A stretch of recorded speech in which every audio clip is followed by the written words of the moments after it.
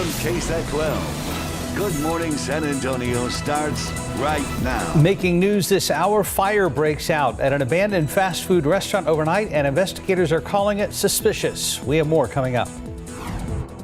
A renewed effort by the White House to sort out supply chain bottlenecks. I'm ABC's Elizabeth Schulze. What it means for your holiday shopping coming up. And taking a look outside with the live cam, a few showers here and there this morning and expecting more. Good morning to you. It is Wednesday, October 13th. Thanks for joining us. Hope you've had a great week so far. And if you wanted the rain, it's here. Let's get an update from Mike Ostrage on the arrival time of this rain. Are we still looking at a deluge, and when will it start? Second question first. It's going to be, we'll have a couple of scattered showers later on throughout the day, and then especially tonight, overnight, and the first part of the day tomorrow. Looks like it's going to be maybe ending a little bit sooner too tomorrow, probably about midday. But we're still looking at a few inches of rain possible in parts of the hill country, especially. This morning, haven't seen, I don't know if y'all saw any rain or anything coming in town. There's a little bit showing up on radar right now. A couple little sprinkles here on the far northwest side of town over there by I-10, and then heading up in toward 281 around Blanco, and then further off to the west in parts of the hill country, got a couple of showers out there. And it, like I said, it's going to be on the scattered variety throughout the day. Now, we do still have the small chance, marginal risk for some of those storms to become strong, potentially severe. That would be later on, late this afternoon, and then going into tonight. And of course, we do have the flash flood watch that is in effect. Technically, it goes into effect here in town at 7 o'clock this morning, but it's in effect for portions of the hill country. And this remains in effect through 7 o'clock tomorrow night, although with things kind of moving along a little bit quicker, that's probably going to be deleted earlier in the day tomorrow. We'll worry about that tomorrow. First of all, mold is on the moderate side. Ragweed and pigweed are both low. This morning, temperatures are very, very warm. We are in the upper 70s right now. The humidity is extremely high, and a couple little sprinkly showers around the area, and then we'll see more scattered variety later on today. 85 degrees, a couple of showers, a couple of thunderstorms. It is going to be breezy. Wind out of the southeast at about about 15 to 25 miles per hour. And then the rain is going to pick up even more, like I said, late tonight, overnight, and early tomorrow morning. Just maybe on the damp side for the commute, though, this morning. Still looking at a fantastic weekend. We'll talk more about that in just a couple of minutes. Steph, Mark. Thank you, Mike. New this morning, fire ignites at an abandoned fast food restaurant on the city's southwest side overnight. The San Antonio Fire Department responded to the 2200 block of Southwest Military Drive. That's near I-35. And our Jonathan Cotto joins us live. Good morning, Jonathan. So what have you been able to learn so far? Good morning, Stephanie. Well, we do know that fire happened at what used to be a Long John Silver's. Investigators say they have reason to believe that the cause of the fire could have been intentional, but this is what the scene looked like overnight. The San Antonio Fire Department responding to the 2200 block of Southwest Military around 12:48 a.m. to find this building on fire. Investigators say the fire was coming from the roof and was contained to a AC unit. However, the building did not have power. They tell us this is the second fire for this building and the 8th intentionally set fire in that area in the last couple of weeks. Fire teams say they saw a suspicious male walking away from the scene. Emergency medical services along with San Antonio Police Department also responded. Now, Mark, Stephanie, investigators are telling us they're estimated roughly $5,000 worth in damage. Now, the cause of the fire still remains under investigation, but that suspicious male was detained and taken into custody for questioning. Reporting, Jonathan Cotto, KSAT 12 News. Thank you, Jonathan. President Biden will meet today with CEOs and leaders of the nation's biggest ports as the U.S. grapples with major issues in supply chains. ABC's Elizabeth Schulze has more from Washington. A renewed effort by the White House to sort out supply chain bottlenecks that are throwing a wrench into the economy ahead of the holidays. As the country recovers from this once-in-a-century pandemic and economic crisis, the private businesses that make up our supply chains and get goods to businesses and the American people have struggled to keep up. President Biden is set to meet today with major retailers and suppliers, including Walmart, UPS, and Home Depot, as well as the leaders of the nation's two busiest ports, which are suffering from record-breaking backlogs of container ships. What happens with the railroads in the Midwest and warehouses across the country affects the number of ships that everyone sees out here in the harbor. Strong consumer demand combined with shortages across the supply chain, from shipping containers to truck drivers to factory workers, means many Americans aren't finding the products they want on store shelves. in order to keep your shelves full, we have to order 8 weeks in advance, 8 to 6 weeks. Treasury Secretary Janet Yellen tells CBS Americans should expect some shortages and higher prices during the holidays, but she's cautioning against panic buying. I think there's no reason for consumers to panic about the absence of goods that they're going to want to acquire at Christmas. The White House has launched a task force to examine these supply chain issues. The big concern here is that delays and higher prices could stifle consumer spending, which is critical to the already fragile economic recovery. Elizabeth Schulze, ABC News, Washington. In your other morning headlines, the U.S. is easing travel restrictions for fully vaccinated visitors from Canada and Mexico. First phase starts in early November. It allows people traveling for non-essential reasons to cross U.S. land borders if they show proof of vaccination. Second phase begins in January. That will extend the vaccine requirement, so it also includes people traveling for essential reasons. In a party line vote, the House of Representatives has approved an extension of the nation's debt limit through early December. The Senate passed a stopgap measure last week in order to avert a catastrophic default. The extension is now clear for President Biden's signature. The agreement increases the debt ceiling by $480 billion. It is a measure that allows the nation to meet financial obligations for money it has already spent. Treasury Secretary Janet Yellen had warned lawmakers that the government would likely run out of cash by October 18th unless Congress raised the debt ceiling. The temporary extension is a short-term fix and sets up another potential fiscal crisis later this year when it runs out. As we're seeing rainy weather and thunderstorms here over the next few days, parts of Colorado and Wyoming are seeing snow. Weather reports there show that some areas could get up to 12 inches of the white stuff. This is video of Kenosha Pass in central Colorado. A winter storm warning in effect in some areas. That's making driving conditions treacherous for some areas right now. And time now is 4:37 and it's about 77 degrees out there. From cereal to baby products, there are a few items that are being recalled. We have the full list coming up. Also next, a preview of a big matchup in high school football. Back outside with Live Cam. The waiting game begins for some heavy rain. We'll get an update from Mike Ostrage coming up and look ahead to the weekend. It was looking very fallish at last check. We'll make sure that is still the case.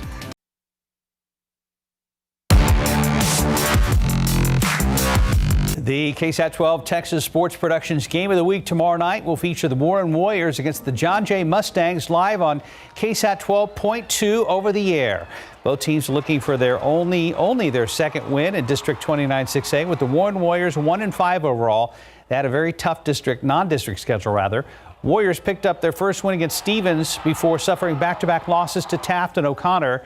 For the John Jay Mustangs, they're 3-3 overall, but just 1-3 in district.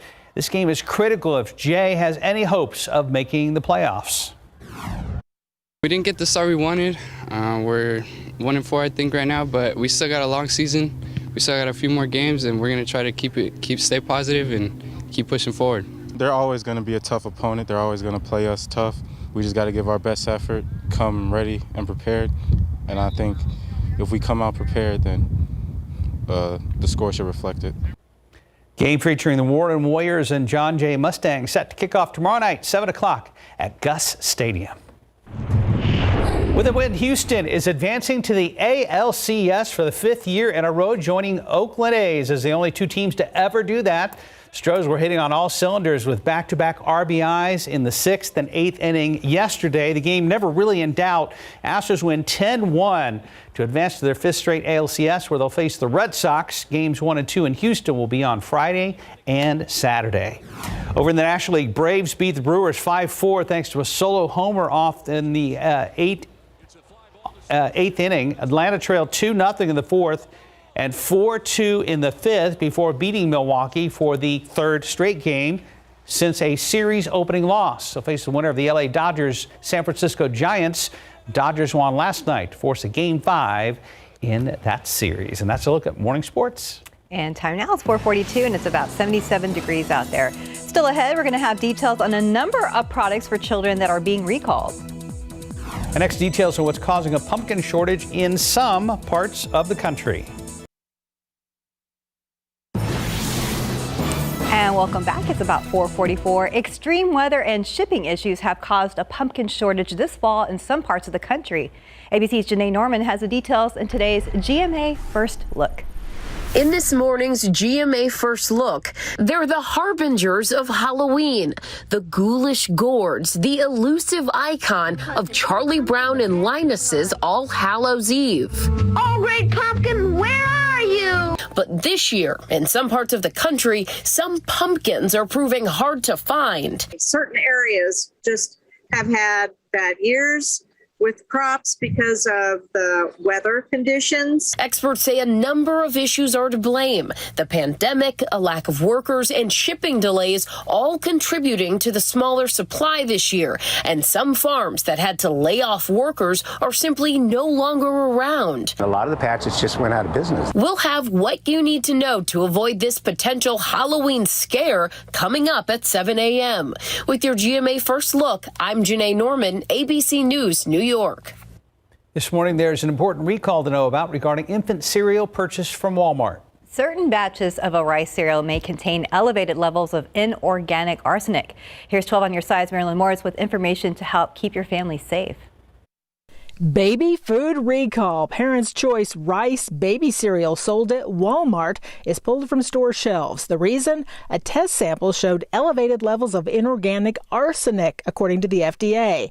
Developing brains can be particularly vulnerable to heavy metals. The recall involves 3 lots with best buy dates of June 24th, June 25th, and November 30th of 2022. No illnesses are reported.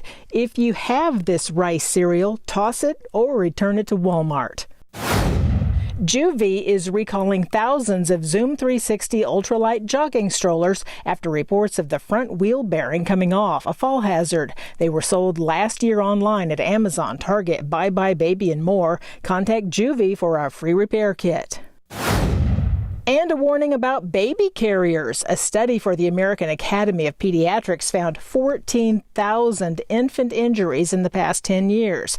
84% were head injuries, 30% involved a sling-type carrier, and 22% happened when the caregiver fell while wearing the baby.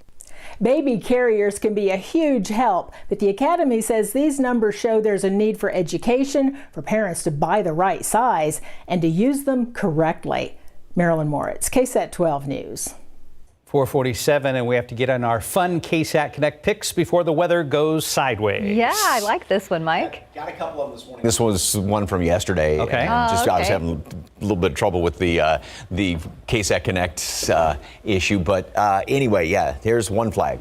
Instead of 6 flags, it's one flag. And it's there's their roller coaster, and somebody's got their wagon with their the kid and the dog in there, and their season pass cup, refillable cup. That is so cute. I love how their hands are up. And another one's going to be coming up a little bit later on, too. So, all right, it's tranquil out there right now. A couple of sprinkly showers are showing up. Boy, is it warm. The normal low temperature is in the low 60s right now. So we are 10, 15 degrees or even higher above normal. Castroville 81, Stinson 81, Pleasanton at 80, and these numbers are well up into the mid 70s, the dew point temperature. So it is definitely kind of window dripping fog up your glasses sort of humidity when you step outside. All right, radar. Here's some clutter on the radar site, but we've got a few little sprinkly showers that are showing up on the northwest side and maybe right here around 10, almost at the 410 area.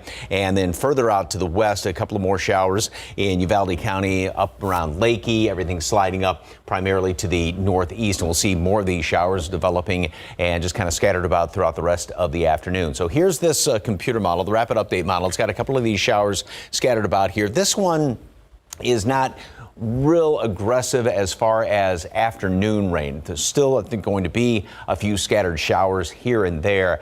But then tonight is when the heavier rain starts to work its way on in here. And this will be in the evening hours. We'll have some heavy pockets, obviously. That's going to be at late night, wee hours tomorrow morning. This first band should be moving through. And then it looks like, at least according to this computer model, another wave of rain will move through just about drive time tomorrow. But the good news is most of this should be out of the majority of the area by about early afternoon. We'll still have some of those leftover showers down down to the southeast, but those will continue to work their way on out. So it is going to be ending a little more quickly than initially it had looked like. It looked like it was going to be staying around throughout most of the day tomorrow, but it should be getting on out of here, which I think the flash flood watch is going to be kind of trim back a little bit. But again, that's a wait and see type situation. Here's the reason for all the rain. It is Hurricane Pamela down there in the Pacific Ocean, and it is just going to be working its way across Mexico and coming on in here. And as it does, look at this stream of moisture. This is the water vapor imagery, but this is the conduit, if you will, the channel, the river that's going to be pumping all that moisture in here. And so that's what's going to be feeding some of those heavier showers and some thunderstorms, heavy downpours. 3 to 5 inches is still possible, and even localized heavier amounts than that in parts of the hill country. So that's the area where we've got the biggest concern in the hill country. Flash flood watch. Obviously, technically here in town, it doesn't go into effect until 7 o'clock this morning, but that's in effect for the majority of the area west of 35 and 37 up until 7 o'clock tomorrow night. And of course, we do have that small risk for a couple of stronger storms, especially later on tonight in portions of the hill country. 82 at noon today. A couple of showers, a couple of thunderstorms around here. Not a great chance, maybe 30-40% chance for some rain today, just kind of the scattered variety. 85 for high temperature today. Then tonight is when we get the heavy rain that's going to move into the area from west to east, and early tomorrow morning. Flooding is definitely going to be a threat in parts of the hill country. And even 1-2 inches of rain here in town can't be ruled out. A lot of that's going to be gone by noon, early afternoon tomorrow. It'll be ending from west to east. We will have windy conditions not only today, tomorrow, and Friday. The front comes through during the afternoon on Friday. May squeeze out a sprinkle as it comes on through here, but other than that, it's going to be beautiful for the weekend. And look at that, upper 40s by Sunday morning around here. But again, tonight is really what we got to be worried about, and tomorrow morning. All right, well, be careful. Okay. Thank you, Mike. Right now it's 4:51, about 77 degrees. And still ahead on GMSA, Michael Keaton is taking on the opioid epidemic in a new role. Plus, The Rock may be running for president. Lottery numbers: pick 3, 139, Fireball 8. Daily 4 numbers: 0, 5, 6, 4, Fireball 6. Cash 5, 10, 19, 20, 29, 31. And your Mega Millions: 21, 26, 56, 61, 65, Mega Ball 4, Mega Plier 3. Good luck.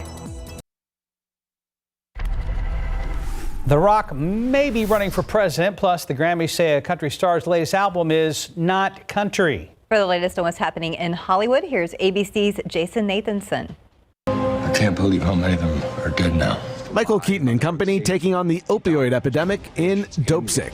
I really didn't know the specifics of this. Keaton plays a small-town doctor in the new limited series, which looks at the Sackler family and Purdue Pharma's role in creating and pushing OxyContin. Keaton telling me the series will make you angry. How could you not be angry at something as large as Big Pharma, and in this case, we gotta say it, Sackler family. The first 3 episodes of Dopesick premiere today on Hulu. And then the darkness came. A Grammy surprise seems the Recording Academy has decided Casey Musgrave's new album, Star-Crossed, is not country and will compete in the pop category. Her label not happy with the decision, saying voices like hers need to be encouraged in the genre, not shut out. Musgrave's last album, Golden Hour, won several country Grammys in 2019, including Best Country Album and the overall Album of the Year. Dwayne "The Rock" Johnson still thinking about that presidential run, telling Vanity Fair he's actually gathered some data on a 2024 or 2028 campaign. And he says all indicators are positive. But he also admits he doesn't know the first thing about politics or policy. The vision that was planted in my brain. And celebrated singer Paul Simon with a birthday today. He's 80, while Borat creator and star Sacha Baron Cohen is 50. And that's what's happening in Hollywood. I'm Jason Nathanson, ABC News, Los Angeles. Very nice. Happy birthday, Borat. You had that in the back of your mind. Yep, 4:56, about 77 degrees. And still ahead, Captain Kirk himself will soon be launched into space. We're going to have a preview about William Shatner's launch from West Texas. That's coming up. Plus, why Apple's iPhone 13 may soon be a little more difficult to find in your favorite smartphone store. His artwork has helped to put a brand new face on businesses all over town. I'm Katrina Weber. I'll introduce you to the man behind these murals coming up. And so far from these cameras, things look pretty calm out there, but we will be checking on the roads with Stephen Cavazos after the break. Live from KSAT 12. Good Morning San Antonio starts right now. The San Antonio Fire Department investigating a fire at an abandoned fast food restaurant. Details coming up next. Plus, coronavirus numbers across the nation are seeing a decline. What that means for the upcoming holiday season. It is calm out there right now, but do not let your guard down. Our weather team is saying big storms are still on the way, and we could see some fireworks by tonight. Good morning, everybody. It is Wednesday. It is the 13th. Happy Wednesday. Thanks for joining us. Hope you had a great week so far. And yeah, we're expecting those showers, and that'll be sort of a payoff because it's so humid this morning. Very humid, so we kind of get the direction we're heading in, Mike Osage. Are we still looking at potentially flooding rain for parts of our area? Yes, in the hill country especially, and that's really going to be late tonight and then in the early morning hours tomorrow, first portion of the day up to about noon. As of right now, there are a couple of light showers around the area. I just got a notice on my phone that there was some light rain detected in the area. Look at that bottom number, dew point temperature, 74. I mean, that's literally kind of window dripping, fog up your glasses. The temperature is at 78 degrees. The normal average low temperature this time of year is low 60s. So we are way above that. 85 for a high today. And we've got about a 30-40% chance for a couple of showers, a couple of thunderstorms scattered about today. But again, it's going to be tonight when the heavy stuff really starts to move in as that tropical system from the Pacific Ocean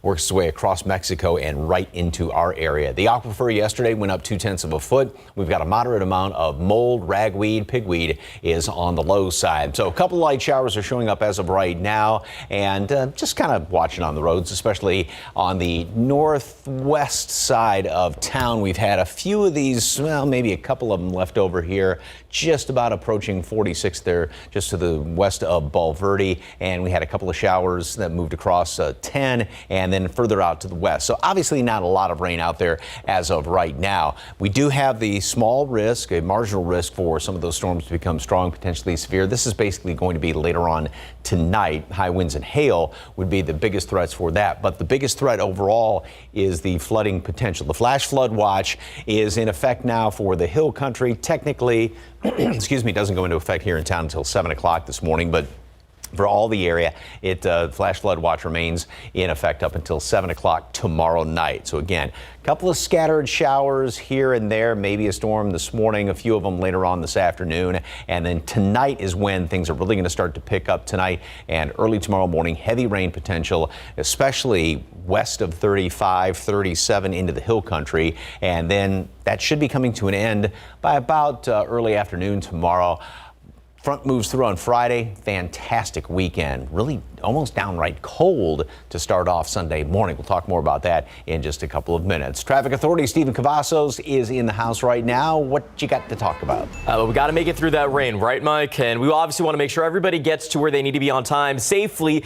Taking a look at TransGuide right now, this is a very different situation than what we saw yesterday. Roads and lanes are wide open, so that's some good news, especially if you're going to be heading out in the next few moments. Let's take a quick look around town. 1604 up at Tranco. Traffic still light in that area. Very quiet at I-10 at the Y, and I'm going to keep my fingers crossed that we can have some good traffic out for this hump day as we get closer to the end of the week. But let's go ahead and take a look right now at the map. Make sure you are checking those vehicles. A stall was detected there off Loop 410 eastbound at Ingram Road. Looks like that may have cleared from the TxDOT website, so it's not causing any issues right now. But nonetheless, want to make sure your car is working properly, especially before we expect more of that rain tomorrow morning. You do not want to experience any trouble out there on the highways, especially when it is raining. That won't be a good situation. But right now, the good situation is the roads, again, are pretty wide open, pretty green on the screen. So some good news there.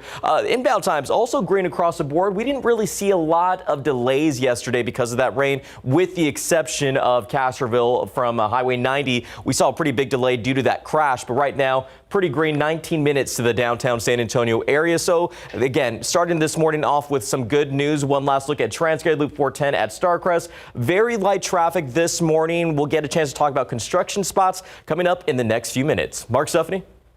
Thank you, Stephen. New this morning, the San Antonio Fire Department taking a closer look at a fire that happened at an abandoned fast food restaurant on the city's southwest side overnight. Our Jonathan Cotto joins us live. And Jonathan, we understand this is not the first fire at that location. Good morning, Stephanie. That's right. This is actually the second fire to take place at what used to be a Long John Silver's. Investigators say they don't believe that this fire was an accident, but this is what we know so far. The San Antonio Fire Department arriving at the 2200 block of Southwest Military just before 1 a.m. to this abandoned fast food restaurant, a Long John Silver's. Investigators say the fire was coming from the roof and was contained to a AC unit. However, the building did not have any power. They tell us this is the second fire for this building and the eighth intentionally set fire in that area in the last couple of weeks. Fire teams say they saw a suspicious male walking away from the scene. Emergency medical services along with San Antonio Police Department also responded. Investigators are estimating around $5,000 in damage. Now, Mark, Stephanie, we do know that that suspicious male has been detained and taken in for questioning, but the cause of this fire remains under investigation. Reporting Jonathan Cotto, KSAT 12 News. Several developments concerning the pandemic. The White House overnight announcing a major new policy when it comes to travel. Meanwhile, the pandemic is reshaping the American workplace. New figures show people are quitting their jobs at the highest level in decades. ABC's Elizabeth Scholze has the latest. This morning, a major step forward in the pandemic. The United States will reopen its borders with Canada and Mexico for non-essential travel next month, lifting a travel ban imposed back in March 2020. Foreign travelers will have to show proof of vaccination. It comes as the battle over vaccine mandates in the workplace heats up. Overnight, the Occupational Safety and Health Administration, or OSHA, submitted the text of a new rule that will soon require businesses with more than 100 employees to adopt a COVID vaccine mandate or require weekly testing.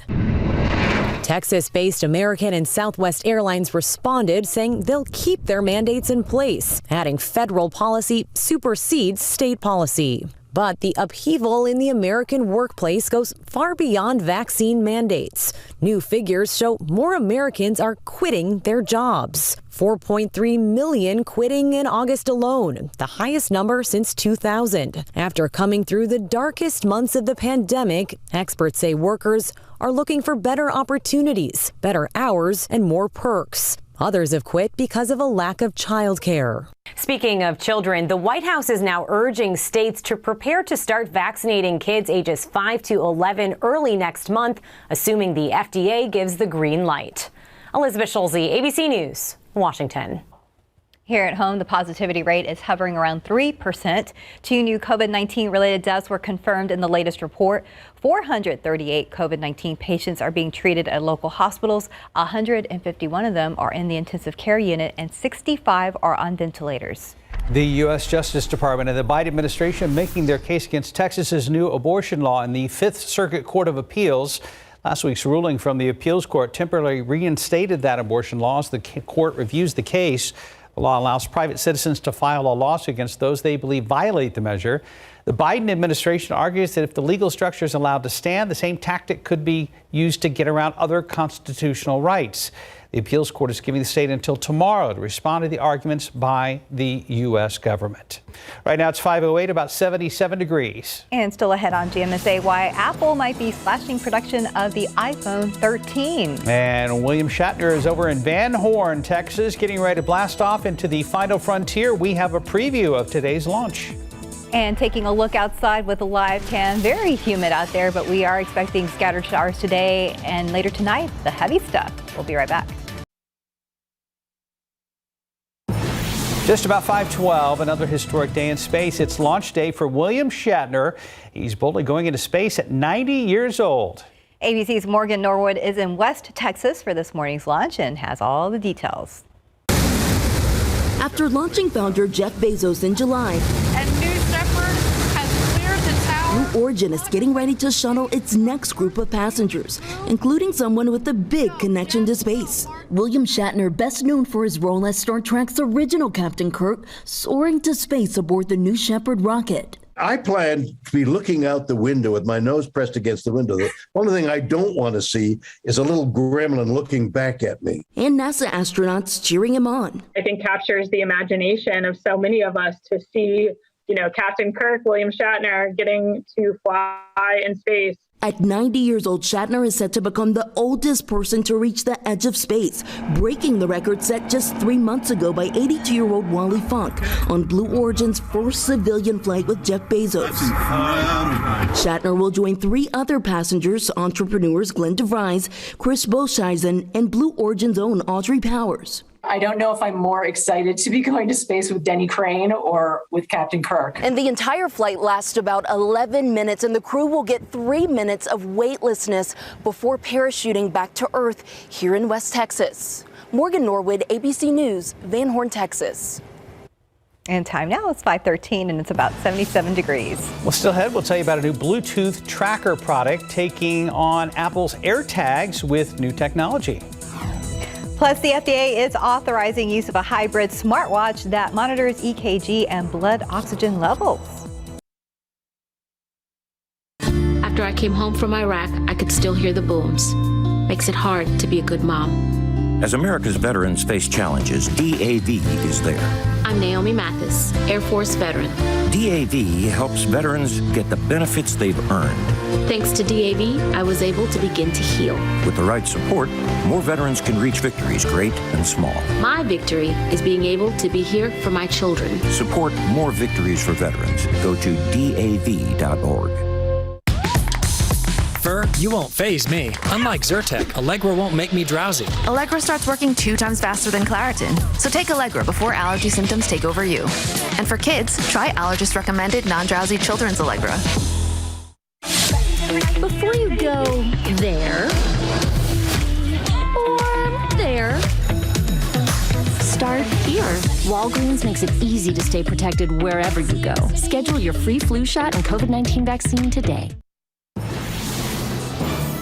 Just about 5:17, there are reports Apple is slashing production of the new iPhone 13 due to the global chip shortage. ABC's Andrew Dimbert has today's Tech Bites. In today's Tech Bites, a big cut in iPhone production. According to Bloomberg, Apple may slash the number of iPhone 13s made this year by as many as 10 million devices. The problem, reportedly, is continued chip shortages caused by supply chain issues created by the pandemic. Tile is taking on Apple's AirTags, announcing the world's first tracking tag to work with Android and Apple devices. The Tile Ultra promises more accurate location abilities to track down your misplaced belongings. It's expected to be released early next year. And finally, a smartwatch that monitors your heartbeat and blood oxygen level now has FDA clearance. The Scan Watch can even send your results to your doctor. It's been available in Europe for a year, and sales begin in the U.S. next month. Prices start at $279, which is probably still less than a copay. Those are your Tech Bites. Have a great day. He's right about that. That's true. Yeah. That's true. We could see the TransGuide cameras kind of on a rotator out of the corner of eye, and I saw a few little raindrops on one camera. Stephen, am I right? Yeah, just a few drops there, Mark. But right now, drivers don't have anything to worry about if they're going to be heading out in the next few moments. They can really enjoy a nice cup of coffee out on the roadways right now. You can see, though, we do have a few droplets out there. I-35 south there at Maine is pretty quiet. Same goes for I-10 at Proban. We've been seeing just a few folks out there this morning.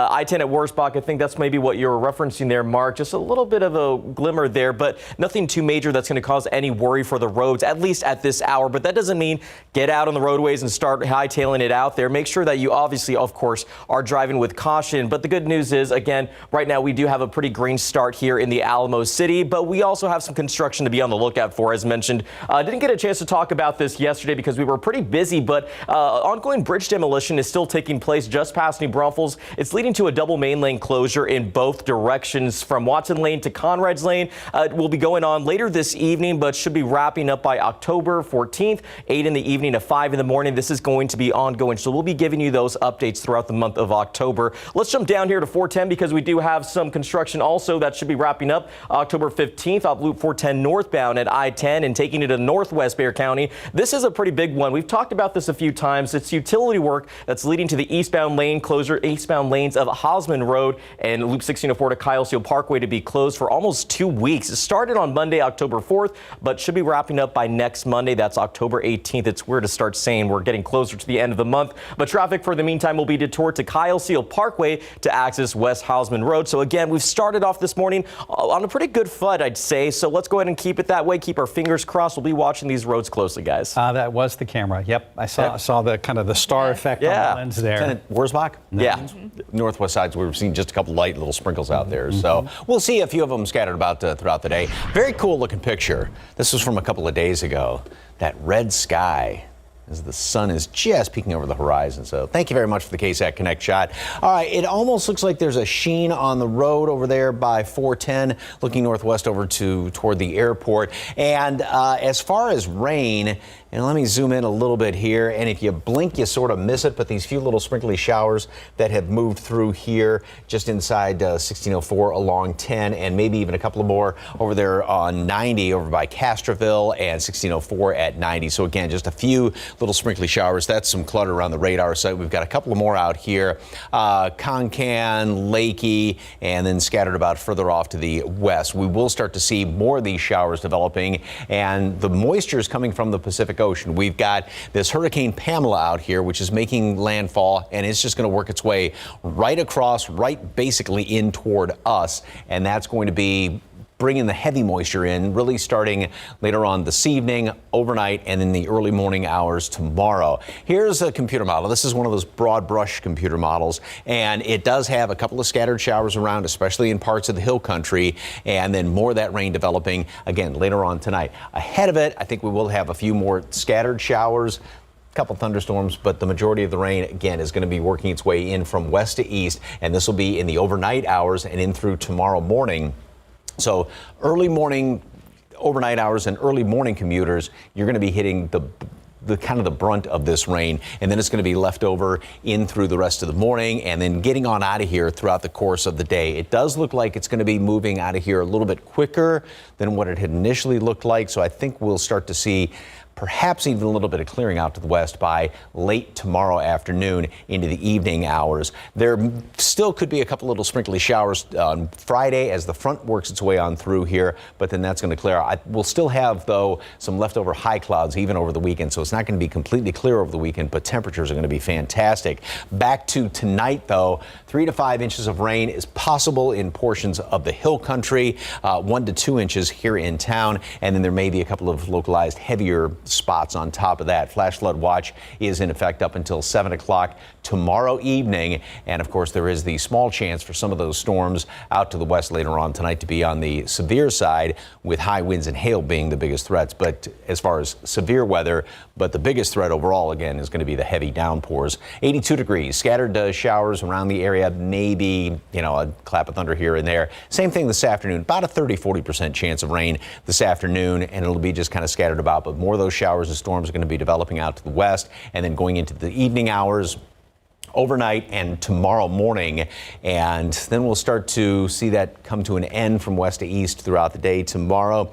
Leftover shower Friday as the front moves through, and then it's going to be breezy, well, not only today, tomorrow, and Friday, but the winds will be shifting around and kind of breezy Friday evening. And then look at that, downright cold, upper 40s Sunday morning. You ready for that, Steph? Yes. Upper I'm 40s? super excited about it. Hot chocolate on the back porch or something? Well, run first and then hot chocolate. Okay. Yeah. Gotcha. Yeah.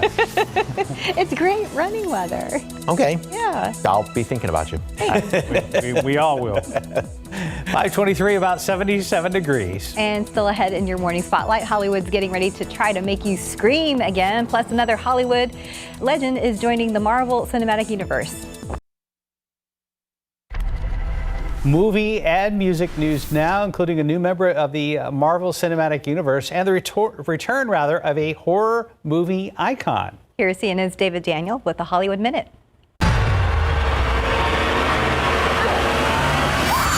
Ready to scream again? It's been 25 years since the first Scream and a decade since Scream 4.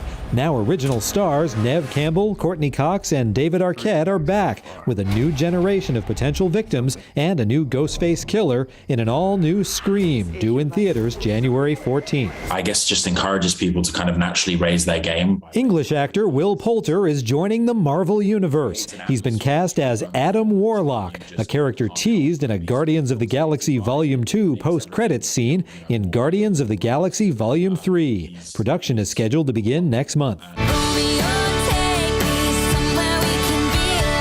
Nearly 6 months after Taylor Swift's re-recorded album Fearless, Taylor's version debuted atop the Billboard 200, it's back at #1. Billboard credits the jump to the release of the album on vinyl and signed CDs in Swift's merchandise store. Swift tweeted she signed so many discs, her hand is now frozen in the permanent shape of a claw. Sometimes topping the charts takes sacrifice. In Hollywood, I'm David Daniel. That guy, William Poulter, that's going to join Marvel forever, and he's in my head as from We're the Millers. He was the kid in the We're the Millers. That's him, yeah. So this is going to be a big leap, but he'll probably break out of that kind of, get out of people's heads like mine. Well, now you put it in my head. You're welcome. 528, about 77 degrees. And still ahead on GMSA, the global supply chain nightmare is about to get worse. We're going to have the latest ahead of the president's meeting today, where he is expected to address that problem. Ahead on GMSA at 6, we're taking a look behind the kitchen door. We'll tell you which local restaurants got perfect scores on their recent health inspections. Not all of them, but 5 of them. That's coming up. Making top stories this morning, President Biden set to discuss the ongoing issues with the global supply chain later today. And taking a look outside with live cam, a humid start to your day and some showers here and there. I saw a few showers driving into work, but not a whole lot, not yet. I didn't see anything today, but tomorrow morning could be a whole different story, according to Mike Ostrage. By the way, good morning. It's Wednesday, October 13th. Yes, indeed. And tomorrow morning's commute, just to kind of jump ahead 24 hours, is definitely going to be on the wet side. We're going to have a lot of runoff, and we'll get to that in a moment. First of all, this morning, almost looks like the road may be slightly damp out there by 410 and the airport. And there are a couple of more, and Steven's going to show you this in a moment on some of the TransGuide cameras. A couple of cameras do have a few droplets on them. 78 degrees. The normal low, average low temperature is low 60s, so we're 15 or more degrees above normal. That number is very high as well. Dew point of 74, which means fog up your glasses, and pretty good breeze as of right now. It's going to stay fairly breezy throughout the rest of today. So there's not really a heck of a lot going on right now on radar. A couple of sprinkly showers have been moving on through here. This is just some clutter around the radar site. And then further off to the west, we've got a few of these showers basically on the light side, and we're going to see some showers, even a thunderstorm off and on throughout the rest of today, and then especially tonight. And that's when the severe threat really comes into play, is going to be tonight. High winds and hail are going to be a possibility with that, but of course the biggest concern though is the flash flooding, and we do have flash flood watch in effect, technically not here in town until 7 o'clock this morning, but just call it in effect for the western 2/3 of our viewing area from west of 37 and 35. And that's in effect through 7 o'clock tomorrow evening. Again, the heaviest rain is going to be coming in here late tonight and in the wee hours tomorrow morning. Mold is moderate. Ragweed and pigweed are both on the low side. And throughout the rest of today, 82 at noon. A couple of scattered showers and thunderstorms just here and there this afternoon. Kind of breezy, wind out of the southeast. And then more showers and storms developing, especially from west to east later on this evening, and like I said, overnight and in the first portion of the day tomorrow. You're going to love the weekend forecast. Got to get through the next about 24 to 36 hours first. Details coming up. Traffic Authority, Stephen Cavazos. Any more rain showing up on any of the cameras? Just from that shot at TransGuide, Mike, and as you mentioned, we'll get to that in just a moment. But right now, the roads are looking pretty good so far. Loop 410 at Fredericksburg. We want to show you how things are shaping up around town. Definitely pretty quiet as we start this new day. Very different from what we had been seeing over the last 2 days, really, with a lot of issues out on the roadways, trouble spots. But right now, we are seeing just traffic remaining light. And as I mentioned a little bit earlier, grab that cup of coffee and turn up the music and just really enjoy the ride this morning, because you're not going to encounter big problems. But Mike did mention that we do have a few spots of TransGuide there that have some spots there. Give me one moment. We'll get to that in a second there, but we do have some spots at TransGuide that are experiencing just a little bit of a droplets of water here and there. So again, just take it slow on the roads and enjoy the drive today. But as I mentioned, pretty green start here in the Alamo City. Not experiencing any big issues. Minor delay here. We're seeing some sort of buildup there in those eastbound lanes of I-10 heading up towards Seguin. We'll check that out in just a moment, but we do want you to remind you, check those vehicles as well, because we do have a new stall that popped up there off Loop 410 southbound at Military Drive, not causing any issues. Still very early on, traffic remains light, and these inbound times green across the board, as you can see. Even if you're traveling in from Seguin in those westbound lanes to the downtown San Antonio area, only 29 minutes on I-10. So good news there. As we bring it back to TransGuide, though, we do really want to bring you that shot I was just mentioning there off TransGuide. There we go, I-10 at Wurzbach. Just a few droplets out there, as Mike was mentioning. So again, roads could be damp in some areas, so just take it slow this morning. No need to rush out the door. We'll have those gas prices if you're heading to the gas station coming up in the next few minutes. Mark, Stephanie? Thank you, Stephen. New this morning, police in Schertz say a man is dead after they found him along the access road of I-35 during a welfare check. It happened just before 10 last night near the intersection of I-35 and FM 1103. Police say they found the man in the street and that he had either been hit by a vehicle or thrown out of a vehicle. Officers tried life-saving measures, but the man's injuries were too severe. He was pronounced dead at the scene. Now, Schertz police are checking nearby cameras to find out how this happened. Can't find what you want at the grocery store? How about those higher prices at the gas pump? Unfortunately, none of that is likely going away anytime soon. CNN's Brett Conway has the latest ahead of the president's meeting concerning problems with the global supply chain. From the grocery store to the gas station, the supply chain crisis is jacking up prices and slowing down economic recovery. It means not only higher prices, but it's going to take you longer to get deliveries. Economists blame COVID. It all goes back to the pandemic. I mean, the pandemic has disrupted all markets. We're seeing that as we reopen the economy and demand surged, firms haven't been able to keep up. But supply and demand are only part of the issue. It's partly because of factory shutdowns in China, driven by Delta variant outbreaks, or now emissions targets requiring factories to shut down. On the U.S. side, the issue is much more with labor, so there's a shortage of longshore workers and truckers to actually get stuff off of shipping containers and into stores onto shelves. Dozens of cargo ships are idling at two of the biggest ports in the U.S. There are more ships than there are parking spots. We are effectively operating a cell phone waiting lot in the Pacific Ocean. Today, President Joe Biden plans to seek solutions when he meets with the heads of those ports and their workers' union, along with some large private sector companies. But Moody's Analytics warns there are dark clouds ahead, in part because there's no global effort to ensure the smooth operation of the worldwide logistics and transportation network. And that could mean a bumpy road ahead for at least the next few months. And we got a cold winter dead ahead, and it's going to be financially painful for people. I'm Britt Conway reporting. A judge is temporarily preventing United Airlines from putting employees on leave if they request vaccine exemptions. The order applies to about 2,000 workers who gave religious or medical reasons for not taking the shots. Most United employees have complied with the vaccine mandate, but 6 people who didn't are suing.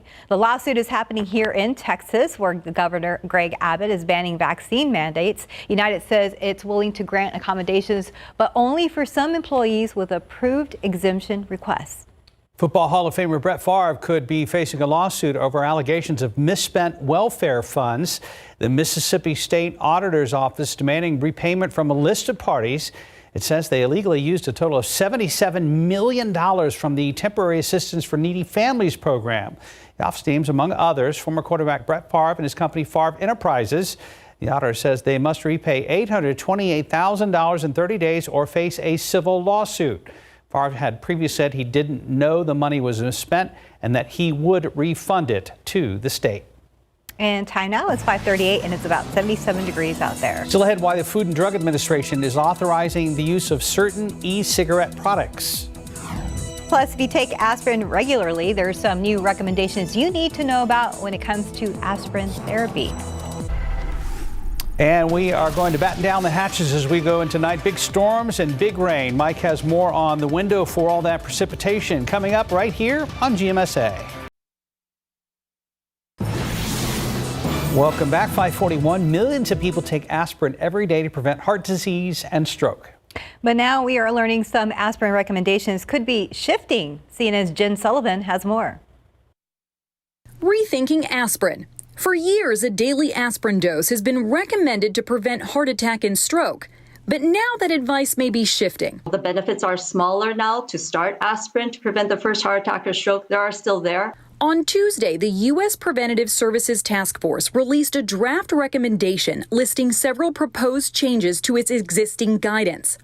1. It's considering recommending adults 40 to 59 years of age and who are at a higher risk for cardiovascular disease but do not have a history of the disease to discuss taking aspirin with their doctor. This is the first time the task force has recommended adults in their 40s to do that. If somebody's actually started taking aspirin already or is on aspirin because they've had a heart attack or stroke, we definitely don't want them to stop. And in another proposed change, the task force draft recommends adults 60 and older should not start taking aspirin to prevent heart disease and stroke, pointing to new evidence showing the potential harms cancel out the benefits. Heart disease is the leading cause of death in the United States, causing about 1 in 4 deaths.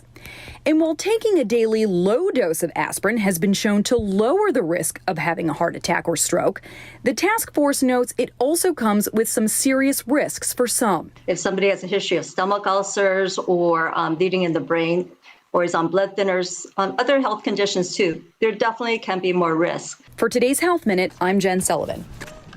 Time now is 5:43 and it's about 77 degrees out there. Next, Animal Defense League standing by with a pet that wants to go home with you today.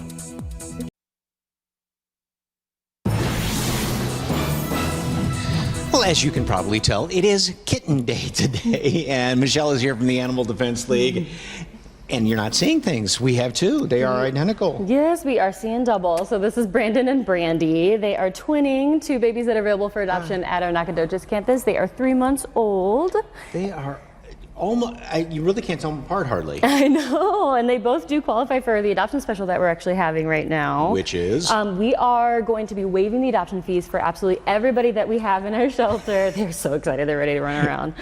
So all of our adoption fees are waived through the end of the week. We are still at urgent capacity and really needing to empty some kennels. And so all of our pets are going to qualify. It's again a waived fee with a donation, whatever you're willing and able to provide to help our medical clinics so we can continue to save more babies. And again, that's out there at the Nacogdoches location at 11300 Nacogdoches or at the Paul Jolly Center across from the zoo. And 2 kittens are really no different than one, though. You're going to keep each other occupied and use the same litter box. Do you want to crawl on the table right there? That's okay. That'll be lots of fun. Yeah. Anyway, we'll clean it later. Head on over to the Animal Defense League, 11300 Nacogdoches, or again, the Paul Jolly Center across from the zoo. Thank you, dear. Now we got to round up the cats. Yep. That's fun. In your morning consumer headlines, a major investment bank says the only way for home prices is up, at least for now. According to projections by Goldman Sachs, they're expected to shoot up by another 16% by the end of next year. Home prices are already at record highs, climbing about 20% over the past year. But Goldman Sachs expects the demand to continue, partly because of historically low interest rates. One strange part of the picture is most home buyers actually don't think that this is a good time to buy. The Food and Drug Administration now authorized e-cigarette products for the first time ever. The FDA is giving R.J. Reynolds permission to sell 3 of its vape products while denying permission for 10 of the company's flavored products. The 3 authorized products are all tobacco flavored, and the FDA said they were less likely to appeal to children and teens. Agency emphasized in a statement that the authorization does not mean the products are safe or even FDA approved. It went on to say the approved vape products could benefit addicted adult smokers who switch. The Food and Drug Administration is telling some companies to stop making hand sanitizer by the end of the year. At the start of the pandemic, the FDA set temporary policies for non-drug manufacturers to produce certain alcohol-based hand sanitizer for the public health emergency.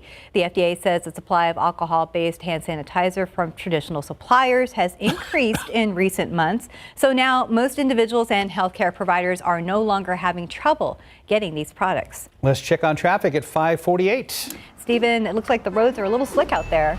Yeah, pretty quiet though. So again, we had some good news there on the roadways. Not as busy as we had been seeing yesterday when there was tons of trouble spots for traffic. But right now it still remains pretty smooth. And yeah, there's some damp areas out there. So again, be careful when you are heading out this morning. But thankfully, the issues are very minimal at this hour. Getting a little bit busier though off I-35 southbound at Maine. Picking up there at I-10 at Proban. Looks like we also got a few droplets out there as well. Again, and right there I-10 at Wurzbach. We still got those droplets there. So again, an indication just to take it easy and enjoy the drive this morning. We're not encountering big problems, but again, check those vehicles because we still have that stall detected off Loop 410 southbound at Military Drive, and that does continue a little bit further up north here off 35 right in the northbound lanes at Evans Road. Thankfully, still early, not seeing any big delays right now because it is still very early, but keep in mind that could always change when we start to see more people out on the roadway. We still have that minor buildup of traffic going into the eastbound lanes of Seguin, but not spotting anything major right now. So we can get to those gas prices.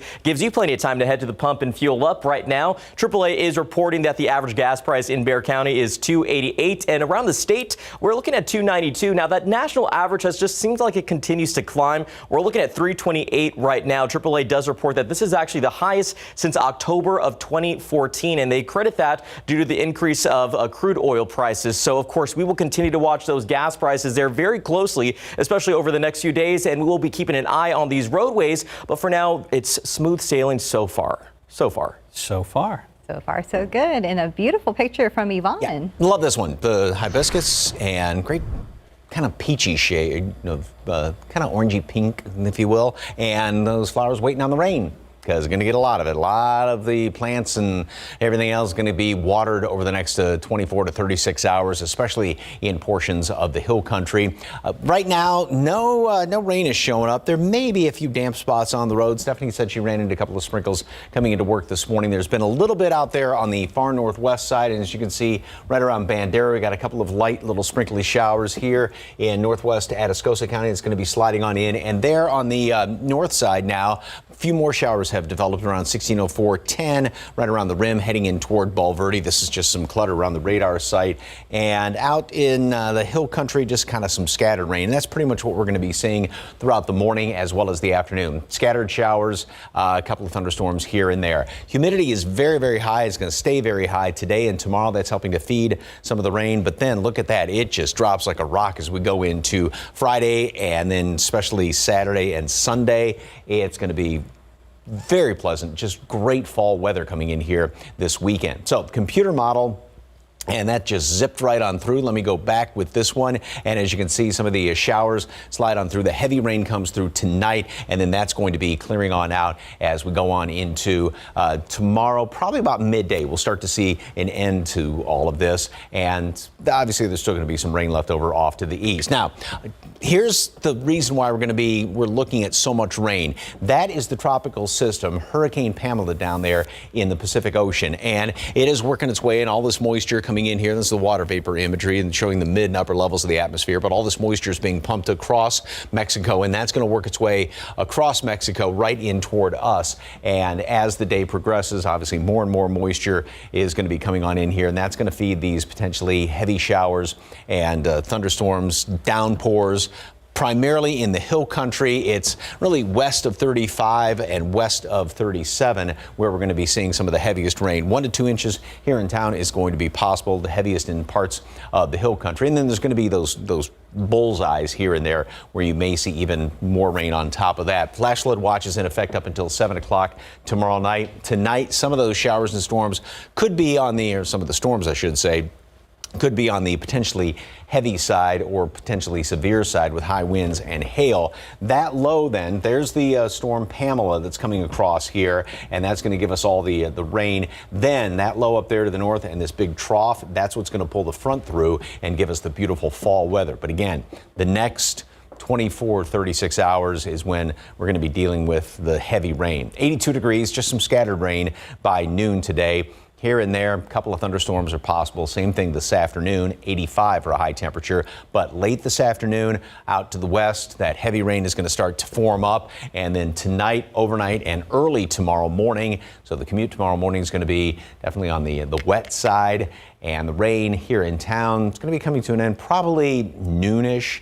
Obviously still leftover off to the east, and then that front comes through on Friday. Could squeeze out a leftover shower midday of Friday, but then beautiful weather over the weekend. All right, folks, don't forget that Weather Authority app. It is free in the App Store and Google Play. Yep, it's going to tell you where it's raining. You can get all the latest updates from us and tell you when it's going to come to an end. Yeah, we'll be watching closely in the next couple of days.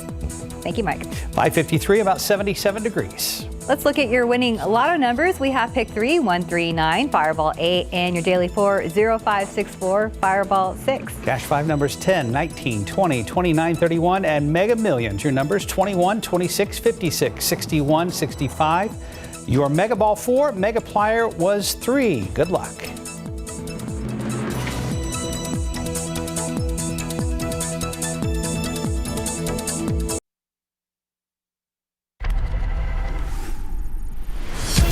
Good morning. Coming up here on GMA, the log jam that is keeping store shelves empty and driving prices up. President Biden taking action this morning, trying to break the bottleneck. We're going to have the latest on that and so much more coming up right here on GMA.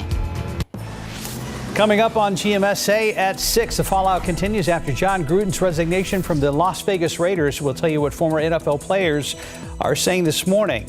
And here at home, we'll update you on an overnight fire at an abandoned Long John Silver's on the southwest side. Investigators believe that fire may not be an accident.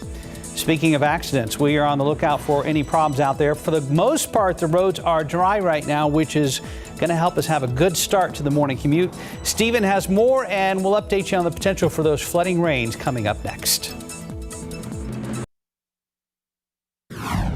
It's not the first, but the second time the San Antonio Fire Department responded to a fire at this abandoned Long John Silver's. Details on what happened overnight coming up next. A renewed effort by the White House to sort out supply chain bottlenecks. I'm ABC's Elizabeth Schulze. What it means for your holiday shopping coming up. And taking a look outside with live cam. It's officially fall, but it doesn't feel like fall yet. Maybe this weekend, but we have to get through all this rain.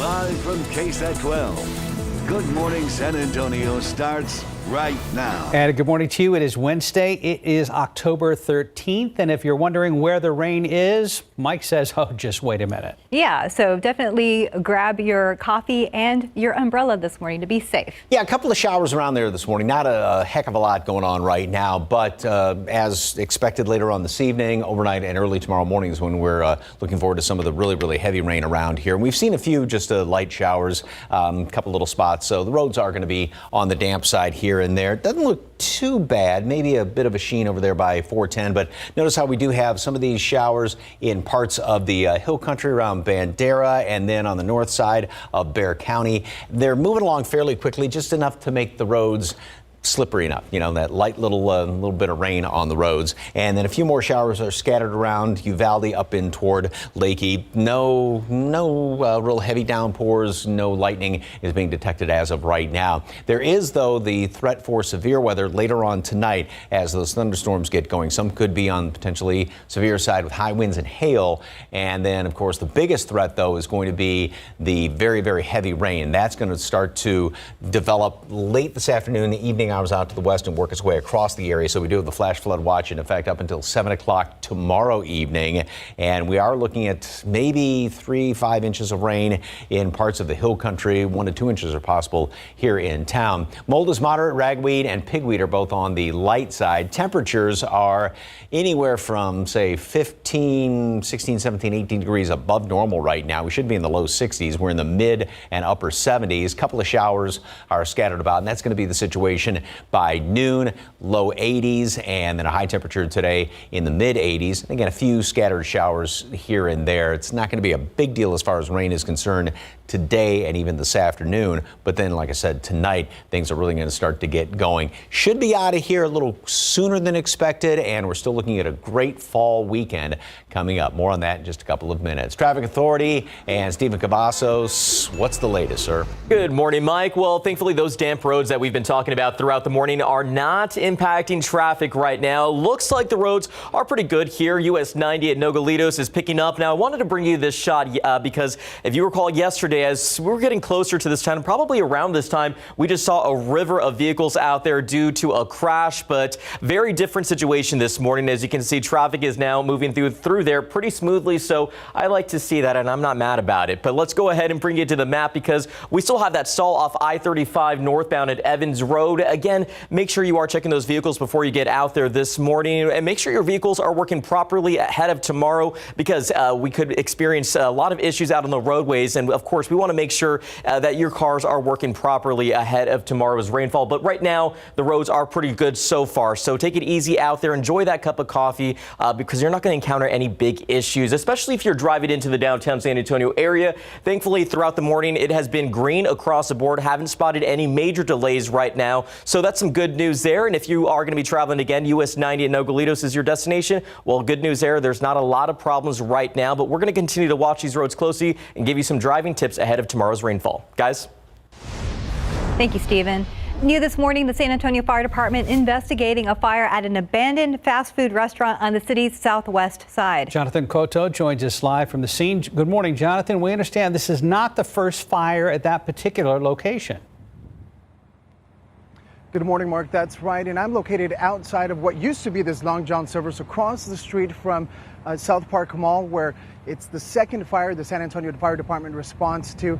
But this is what we know so far. The San Antonio Fire Department responding to the 2200 block of Southwest Military just right before 1 o'clock this morning to this fast food restaurant, a Long John Silver's. Investigators say the fire was coming from the roof and was contained to an AC unit. However, the building did not have power. They tell us this is the second fire for this building and the 8th intentionally set fire in that area in the last couple of weeks. Fire teams say they saw a suspicious male walking away from the scene. Emergency medical services along with San Antonio Police Department have also responded. Investigators are telling us they are estimating around $5,000 in damage. Now, Mark, Stephanie, we do know that suspicious male that was seen walking away from this building was detained and taken in for questioning, but the cause of this fire remains under investigation.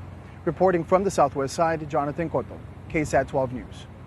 All right, Jonathan, thank you. One man is in jail this morning after a robbery on the west side. So this is 30-year-old Joseph Rodriguez. The incident happened back on September 21st in the parking lot of a Chase Bank in the 7500 block of Northwest Loop 410 near West Military Drive. According to an arrest affidavit, Rodriguez approached a man who had just taken out cash, and then he held him at gunpoint, demanded money, and took off. He was arrested on Monday and is now facing robbery charges. An update now to a story we first brought you here on GMSA. The grandmother of a 6-year-old girl who was shot and killed on Mother's Day is fighting to end child gun violence. Saya Perez would have turned 7 yesterday. She was shot and killed while she was with her family at a West Side Car Club meeting. Since then, Saya's grandmother has made it her mission to save other children from the same fate. That's why she started the organization called Saria Lee Anna's Blessing. Not only has it happened to Soraya, but right after that, it has happened to several children. Anybody can pick up a gun, and we don't want another family to go through what we went through for Soraya. It's devastating. It's heartbreaking. Saria Lee Anna's Blessings is still waiting to be granted nonprofit status, but they are already raising funds to help other families who have lost children to gun violence. And looking at coronavirus numbers here locally, the positivity rate here in Bexar County is hovering around 3%. 2 new COVID-19 related deaths are being reported and 438 COVID-19 patients are being treated. 151 of them are in the intensive care unit. 65 are on ventilators. U.S. easing travel restrictions for fully vaccinated visitors from Canada and Mexico. First phase starts in early November. That will allow people traveling for non-essential reasons to cross U.S. land borders if they show proof of vaccination.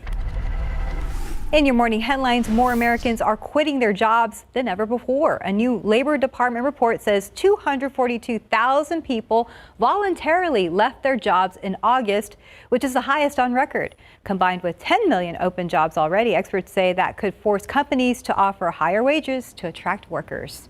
President Biden will meet today with CEOs and leaders of the nation's biggest ports as the U.S. grapples with those major supply chain issues. ABC's Elizabeth Schulze has more from Washington.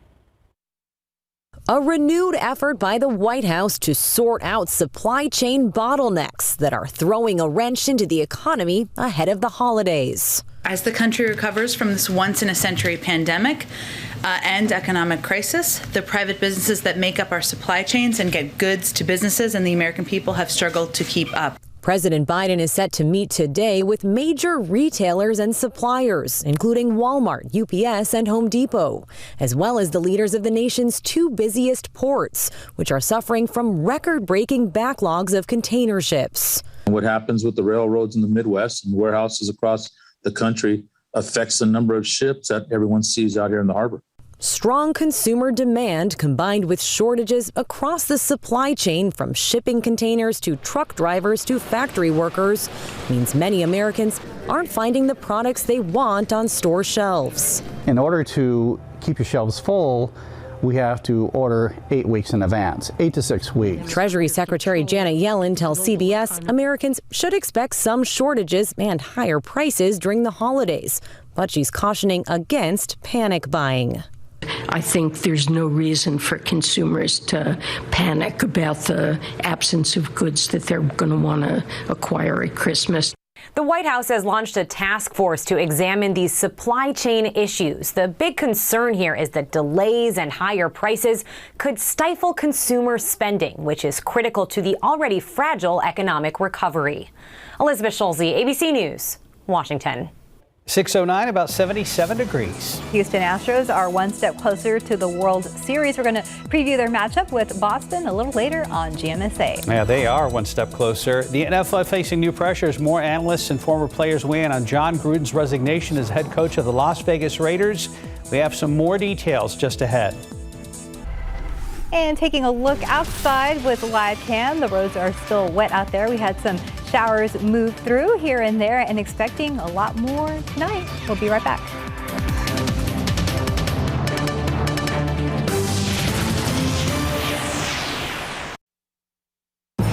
6:13, the NFL under growing pressure one day after Las Vegas Raiders head coach Jon Gruden resigned. There's a push to release more emails from the investigation that led to Gruden's downfall. And the question now is, could other big names across the NFL be implicated? ABC's Andrew Dimbert has more. This morning, new fallout in the wake of NFL coach Jon Gruden's sudden resignation after emails reportedly showed he used racist, sexist, and homophobic language. Jon Gruden's career is over. It's over. Keyshawn Johnson, who won a Super Bowl with Gruden, saying this about his former coach. He's just always been a fraud to me. Never from day one, he's been a used car salesman. Am I surprised that he used racial insensitive things? Am I surprised that he was acting homophobic situations? I'm not surprised. Gruden now losing his sponsorship deal with Skechers and getting the boot from the Tampa Bay Buccaneers Ring of Honor. But this morning, there are questions about whether Gruden is just the tip of the iceberg when it comes to offensive behavior in the league. The NFL Players Association is now demanding the release of all emails reviewed during an investigation into workplace misconduct at the Washington football team. It was that investigation that uncovered Gruden's remarks, which were leaked to the media. Jon Gruden wasn't sending those emails to himself.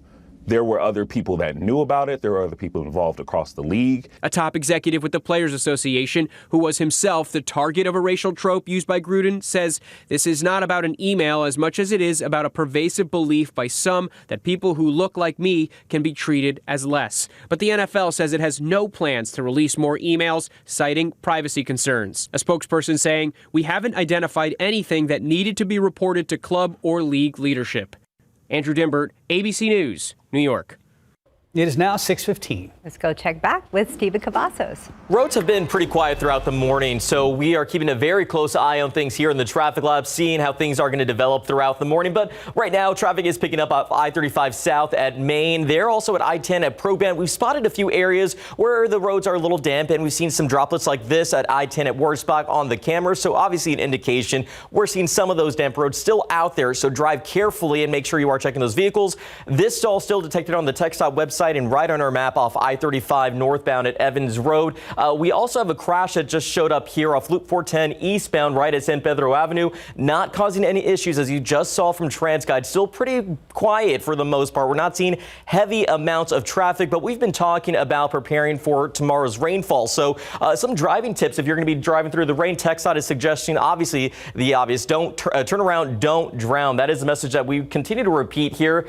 Some suggestions: never drive through flooded streets. You don't know what's underneath those waters that could possibly damage your cars. And obviously, you want to make sure you never drive around barriers blocking low water crossings, because that could be hazardous. Obviously, check those windshield wipers and fuel levels as well. Make sure your vehicle is working properly. And if you experience any trouble when your vehicle stalls, leave it in those flooded spots and get to higher ground. Now, we've also listed the TxDOT Hero number there. It's 210-732-HERO. They assist drivers, stranded motorists, I should say, on the highways. Keep in mind, last year, or a few months ago, back in July, when we had that absurd amount of rain, they responded to over 160 incidents. So they could possibly be very busy tomorrow. So make sure your vehicles are working properly and make sure that you are following the rules of the road when we start to see that rain coming down, because we want to avoid incidents like what we saw yesterday. Just tons of trouble spots out there. But thankfully this morning, looking pretty good so far, guys. Yeah, you're going to be super busy tomorrow morning, Stephen. Anticipating it. Yes, Yeah, sir. Definitely. But, you know, for this morning, I went ahead and I put out Rooney's rain jacket just in case for school this morning. But, You know, and keep an umbrella handy. It's going to be off and on as far as a couple of sprinkles this morning, as well as even later on this afternoon. There have been a couple of them out there. Not any big deal. 76 degrees. One thing, temperatures, though, and the humidity are just sky high. We're about anywhere from 15, 16, 17 degrees above the average normal low temperature. We should be down in the low 60s right now. After school, 85 degrees. Again, a couple of scattered showers and thunderstorms, and it's going to be late this afternoon, well out to the west. We're going to start to see more of that rain really starting to develop, some of that heavier rain. Beautiful view of the waxing crescent moon. It is almost at the first quarter stage. Beautiful picture out there. I'm not going to be doing much moon gazing today and or tonight, but over the weekend should be just spectacular with some very dry air in place. Got to get through the next about 36 hours or so. 77 right now, 78 at Port SA, 81 Castroville and Stinson. Again, we're 15, almost in some cases 20 degrees above the normal low temperature. And then we've got all this humidity out there with the dew points well up into the mid 70s. So it's kind of window dripping, fog up your glasses kind of humidity, sort of a steam bath out there. And we've got a few scattered showers that are showing up. Again, this is not much, obviously just enough to make the roads kind of damp. Looks like we got another shower here on the near west side, just about to cross over 90 and 10 over there just to the west of 35, and out in parts of the hill country, a couple of those light showers, and even further out there toward Uvalde as well as in toward Lakey. And then throughout the day, computer models aren't really bullish on the rain throughout the afternoon hours, but again, by this evening we get that line of showers and thunderstorms, heavy downpours out there to the west. That's going to be developing, working its way across the area in the overnight hours, the wee hours tomorrow morning, maybe even another batch of rain, at least with this computer model, that's going to be kind of firing back up right around the morning drive time. And then most all of that is going to be out of the metropolitan area by noon, early afternoon, and continuing to work its way off to the east and to the southeast. And still looking at the chance for 3 to 5 inches of rain and maybe some localized heavier amounts on top of that in parts of the hill country. And of course, we've got the flash flood watch in effect up until 7 o'clock tomorrow evening. Today, it's just going to be kind of the light little rain out there, scattered rain, couple of showers here and there, maybe a thunderstorm or two. If you pack an umbrella, odds are you may not need to use it throughout the day. 85 with some scattered showers and thunderstorms this afternoon, but then the rain is going to be developing out to the west, working its way across the area in the overnight hours and early tomorrow. 84 for a high temperature tomorrow. And it will come to an end again from west to east. Then on Friday, by the way, kind of breezy today, tomorrow, as well as Friday. But Friday, the wind's going to be out of the north after that front moves through here. And that sets us up for a great looking weekend. We're going to be down in the upper 40s Sunday morning here in town. Oh, man, that's going to feel cold. Yeah, it's going to be beautiful this weekend. But again, the next 36 hours, got to watch out for heavy rain. In some areas. All right. Thank you, Mike.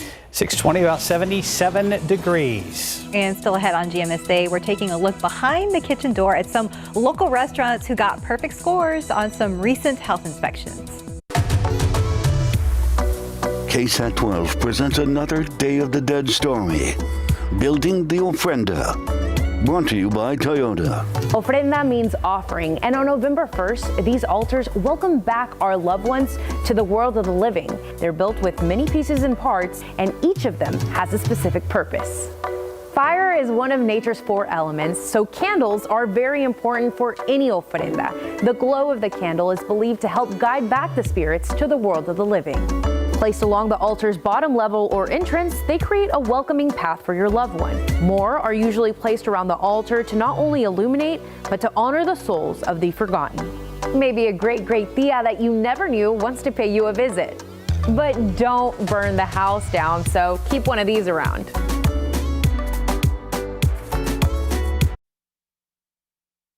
What can I do with less asthma? With Dupixent, I can do more beginner's yoga. Namaste. Namaste. Surprise parties. Aw, you guys. Dupixent helps prevent asthma attacks. For 3! So I can do more of the things I love. Dupixent is not for sudden breathing problems. It's an add-on treatment for specific types of moderate to severe asthma that can improve lung function for better breathing in as little as 2 weeks and can reduce or even eliminate oral steroids. And here's something important. Dupixent can cause serious allergic reactions, including anaphylaxis. Get help right away if you have rash, shortness of breath, chest pain, tingling, or numbness in your limbs. Tell your doctor if you have a parasitic infection, and don't change or stop your asthma treatments, including steroids, without talking to your doctor. Are you ready to do more with less asthma? Just ask your asthma specialist about Dupixent. Welcome back. Time for a look at some perfect restaurant scores from around the Alamo City, provided by the Metropolitan Health District. We call it Best Stuff Behind the Kitchen Door, and here are 5 of them this morning. And what's weird, Steph, as I was driving around yesterday, I looked right to my left at a traffic light, and here was this place, Tandoor Palace Indian Restaurant. It's on Wurzbach, just west of I-10 at 8783. Congratulations on your perfect score. Also a perfect score over at Sushi Box in the 12,000 block of I-35 North. We also have one of the Chuy's locations on our list this week. This is at 8431 Highway 151. Moving along to Long John Silver's at 12,000 block of I-10 West. And finally, we have Main Street Pizza and Pasta just up the road from KSAT on North Main at 1906. Congratulations on your perfect score. If your place got a perfect score, send us an email, bkd@ksat.com. Steph? Thank you, Mark. And time now is 6:26 and about 76 degrees out there. Still ahead on GMSA, one man is fighting for his life after a shooting on the west side. We're going to have those details. And police in shirts are trying to answer questions after a man died shortly after he was found in the middle of the road. And checking TransGuide right now. There we go. I-35 at upper and lower levels at Maine, no problems. I-10 at Proban, no problems there as well. It's going to be a whole different story by tomorrow morning. We're going to check in with Stephen and Mike coming up next. Live look outside with things out by the airport right now. Things are relatively dry. We've had a sprinkle or 2 out there, but it's really setting the stage for an event 24 hours from now. We'll talk to Mike Osterhage here coming up in just a moment. Good morning, everybody. Good morning. It is Wednesday, October 13th. Thanks for joining us. I'm excited about the fall temperatures for this weekend, but I know we have to get through this week first. We do need to focus on tonight and tomorrow because Mike is still worried about a potential flooding event. What's the very latest thinking on that, Mike? It's still most of it's going to be in the hill country. Okay. We've got the flash flood watch that's pretty much west of 35, 37. There's also the threat for some of those storms to be on the strong side tonight. But again, the biggest concern is going to be the heavy rain, especially in portions of the hill country. And as you mentioned, we've had a couple of light sprinkles around the area right now. I don't know if that's just a reflection of the pavement or if it's kind of damp out there by the airport, but blink and you miss some of the showers that have moved on through. We've got a couple of them up there in northern portions of Kendall County up toward Blanco, and we've had over the course of the past couple of hours just a few kind of scooching by there on 10. So could be a couple of damp spots on the roads, and then further up to the north and west, up around Kerrville, going over across I-10 and out in portions of the hill country. Again, this is not a big deal at all, and this is the way it's going to be throughout the rest of the morning and then also into this afternoon. A couple of scattered showers and a few scattered thunderstorms. Here's the outlook for the severe weather, and this is pretty much in the western, say 2/3 of our viewing area. High winds and hail would be the biggest threats with this, and this is going to be tonight. But then again,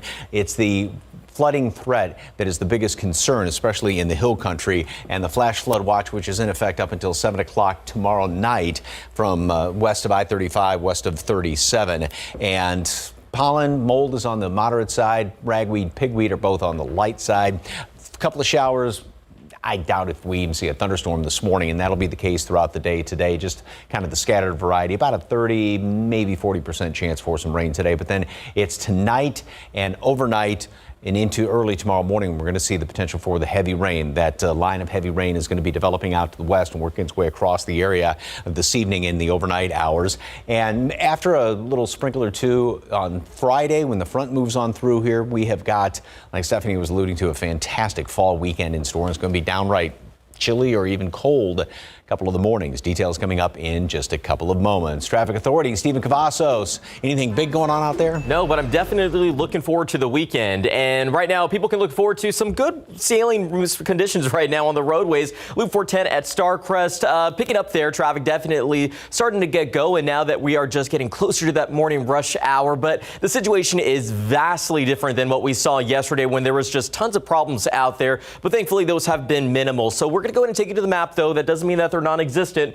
because we do have a crash that our map picked up here off Loop 410 eastbound at Fredericksburg Road. Checking with our friends at TransGuide, we'll bring you updates on that potential incident. But we do have some good news to report. That crash that was detected here off Loop 410 eastbound at San Pedro Avenue has thankfully since cleared out, so it's smooth sailings in that direction. But let's take you up to that pesky problem up here off 35 at Evans, northbound lanes of 35, that is. That stall still detected out there, but not causing any issues right now. As we continue to remind you, make sure that you are preparing ahead of time before tomorrow. We want to make sure that your vehicles are working properly. Check those windshield wipers, fuel levels, and again, make sure that you are planning accordingly and have that umbrella handy with you, as Mike's been mentioning. But right now, we're going to enjoy today. We're going to enjoy the roadways, and these inbound times have stayed green across the board. So again, nice trip to the downtown San Antonio area if you plan on heading out in the next few moments.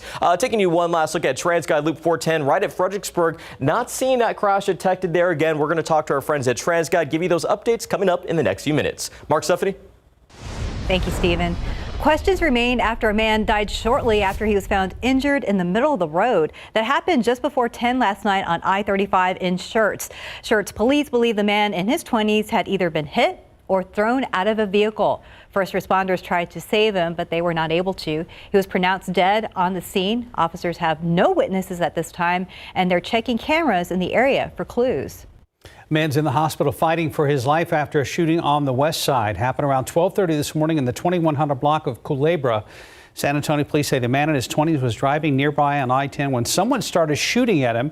He's in the hospital with a gunshot wound to the stomach. Officers do not have any suspects at this time. New this morning on the city's southwest side, a lot of questions remain after an overnight fire at an abandoned fast food restaurant. Our Jonathan Cotto joins us live from the scene. And Jonathan, what can you tell us about the investigation? Good morning, Mark and Stephanie. Well, we can tell you right now that this isn't the first, but the second incident at this abandoned Long John Silver's here, right across the street from South Park Mall. But this is what we know so far. The San Antonio Fire Department arriving here at the scene on the 2200 block of Southwest Military shortly before 1 o'clock this morning to this abandoned fast food restaurant, a Long John Silver's. Now, investigators say the fire was coming from the roof and was contained to a AC unit. However, the building did not have power. They tell us this is the second fire for this building and the 8th intentionally set fire in this area in the last couple of weeks. Now, we know fire teams say they saw a suspicious male walking away from the scene. Emergency medical services along with the San Antonio Police Department have also responded. Investigators are estimating around $5,000 in damage. Now, Mark, Stephanie, we do know that that suspicious male that was seen here coming down from that roof, actually as fire crews were arriving, has been detained and taken into custody for questioning. But as for the cause of this fire, that remains under investigation. We'll update you as more information becomes available. Reporting from the southwest side, Jonathan Cotto, KSAT 12 News. Several developments concerning the pandemic. The White House overnight announcing a major new policy when it comes to travel. Meanwhile, the pandemic is reshaping the American workplace. New figures show people are quitting their jobs at the highest level in decades. ABC's Elizabeth Schulze has the latest.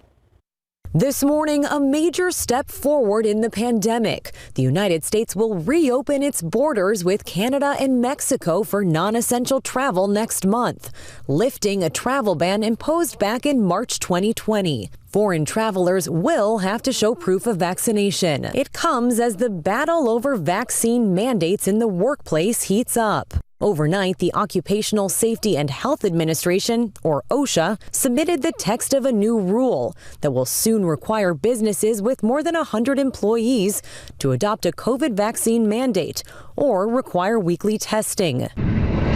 Texas-based American and Southwest Airlines responded, saying they'll keep their mandates in place, adding federal policy supersedes state policy. But the upheaval in the American workplace goes far beyond vaccine mandates. New figures show more Americans are quitting their jobs. 4.3 million quitting in August alone, the highest number since 2000. After coming through the darkest months of the pandemic, experts say workers are looking for better opportunities, better hours, and more perks. Others have quit because of a lack of childcare. Speaking of children, the White House is now urging states to prepare to start vaccinating kids ages 5 to 11 early next month, assuming the FDA gives the green light. Elizabeth Schulze, ABC News, Washington. The supply chain crisis is pushing prices up and slowing down the economic recovery from the pandemic. Supply has not been able to keep up with demand, but that is only part of the issue. Partly because of factory shutdowns in China driven by Delta variant outbreaks, or now emissions targets requiring factories to shut down. On the U.S. side, the issue is much more with labor. So there's a shortage of longshore workers and truckers to actually get stuff off of shipping containers and into stores onto shelves. Dozens and dozens of cargo ships are still idling off the two U.S. biggest ports today. President Joe Biden plans to seek some solutions. He is meeting with the heads of those ports and their workers' unions, along with some large private sector companies. But Moody's Analytics warns there are, quote unquote, dark clouds ahead. Now to a big cut in iPhone production. According to Bloomberg, Apple may slash the number of iPhone 13s made this year by as many as 10 million devices. This comes amid reports of the continued chip shortages caused by supply chain issues created by the pandemic. It's another historic day in space. It's launch day for Star Trek icon William Shatner. He is going into space at 90 years old. Sarah Costa joins us in the studio now, and she's following the latest on the launch. Good morning, Sarah. Hey, good morning, guys. Pretty exciting day, Mark and Steph. The launch is finally happening in a couple of hours after yesterday's weather delay. Now, here's a live look at the scene in Van Horn. That's in West Texas. The readiness evaluations are now complete, and the new Shepard rocket is cleared for launch. Now, Jeff Bezos' space travel company Blue Origin invited Shatner on the brief trip. This will make him the oldest person to reach the edge of space. He will join 3 other passengers, a Blue Origin vice president and 2 entrepreneurs. They bid unsuccessfully for a seat on the last flight with Bezos. No word on how much they paid. I plan to be looking out the window with my nose pressed against the window. The only thing I don't want to see is a little gremlin looking back at me. I think captures the imagination of so many of us to see, Captain Kirk, William Shatner, getting to fly in space. I don't know if I'm more excited to be going to space with Denny Crane or with Captain Kirk. Pretty exciting time. The flight will last about 11 minutes and it will not go more than 66 miles above Earth. The capsule will parachute back to Earth, landing near the launch site. They will be using the same capsule and rocket that Bezos used for his own launch 3 months ago. We'll have more on this story, GMSA at 9. Hopefully he doesn't see any gremlins out there, Mark and Steph. Hopefully not. Yes, makes us think of the original episode. Twilight Zone. Twilight Zone. Yeah. William Shatner, a black and white episode with a weird thing staring in through the airplane window. It was scary. Yeah, Thank you, hopefully we Sarah. don't see that. Hopefully not. 640, about 76 degrees. His artwork has helped to put a brand new face on businesses all over town. I'm Katrina Weber. I'll introduce you to the man behind these murals coming up. And welcome back at 6:44. One local artist has put some well-known faces in unexpected places, mainly on the walls of businesses. His murals, many of which involve celebrities, have made him Instagram famous. His artwork also has earned him quite the reputation locally. Katrina Weber introduces us to the artist known as Mike Comp in this week's If These Walls Could Talk.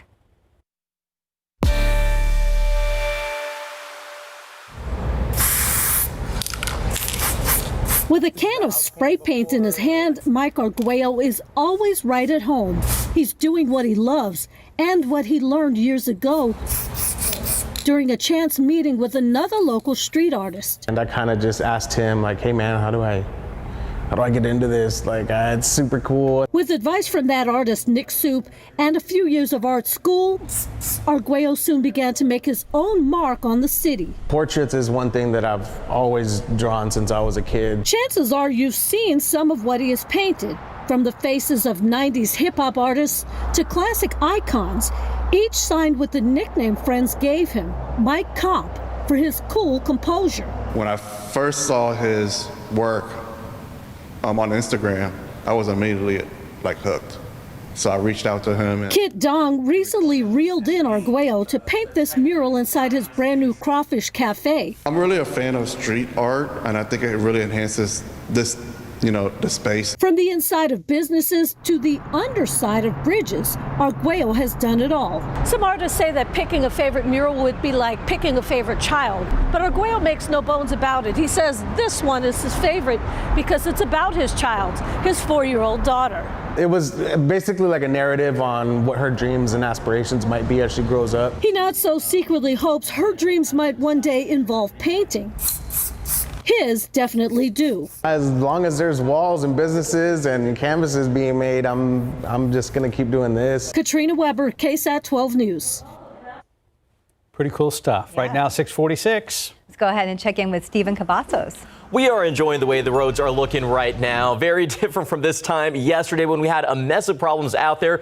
Taking a look, though, getting busy off I-10 at Wurzbach. Same goes for Loop 410, that is. You can see a few more folks getting out there this morning. Obviously, morning rush hour is expected to be a busy one, but not as busy as what we were seeing yesterday when there was just trouble out on the roadways. But we are still keeping our eye on this crash here off Loop 410 eastbound at Fredericksburg Road. Waiting to hear back from our friends at TransGuide. Have not spotted anything on the cameras. That doesn't mean it's not there. We'll see what's going on with that and give you those updates throughout the morning. And again, as always, those vehicles, those stalls are just coming in I-35 northbound at Somerset Road. This one popped up a few moments ago, so check those vehicles before you get out on the roadways. And as a reminder, we do want to let you know, be prepared for tomorrow. And tips for driving in the rain: turn around, don't drown. That is the obvious. From TxDOT, they suggest never drive through flooded streets and obviously never drive through barriers that are blocking those low water crossings. Check the windshield wipers and fuel levels, as we've been reminding you, and leave those stalled vehicles in flooded spots and get to higher ground if you are experiencing trouble out there tomorrow. But again, this is just a precaution, and as a reminder to you before we let you go today, 210-732-HERO.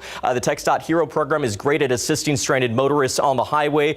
Keep in mind, they were very busy back in July when we had tons of rainfall, assisting, responding, that is, to over 160 incidents that day alone. So we are preparing for a busy morning tomorrow, but right now the roads are looking good.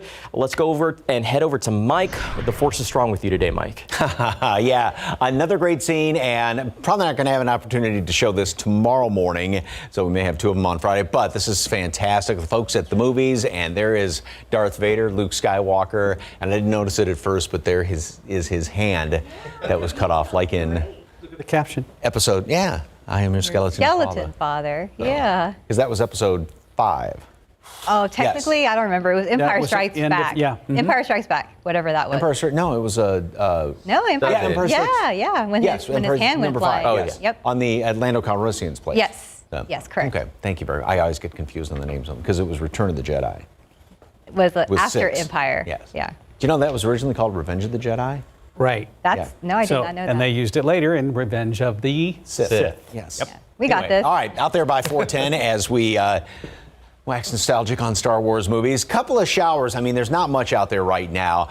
It is going to start to pick up, obviously, in the hill country later on. So it's not really a big issue this morning, except for the fact that in some places the roads are damp. We've had a couple of these showers moving on through, especially on the northwest side of town. There may be a couple more over there by, just moving into 90, just outside of 1604, and a few more in portions of the hill country. So again, it's not a huge deal this morning, and even throughout the rest of the morning and even in the afternoon hours.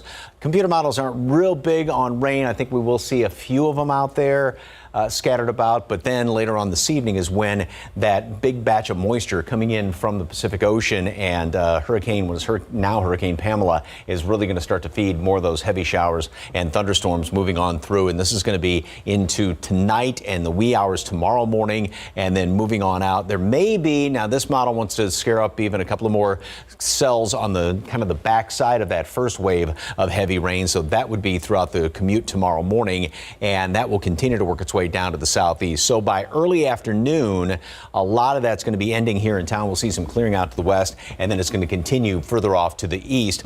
Of course, heavy rain amounts can be expected.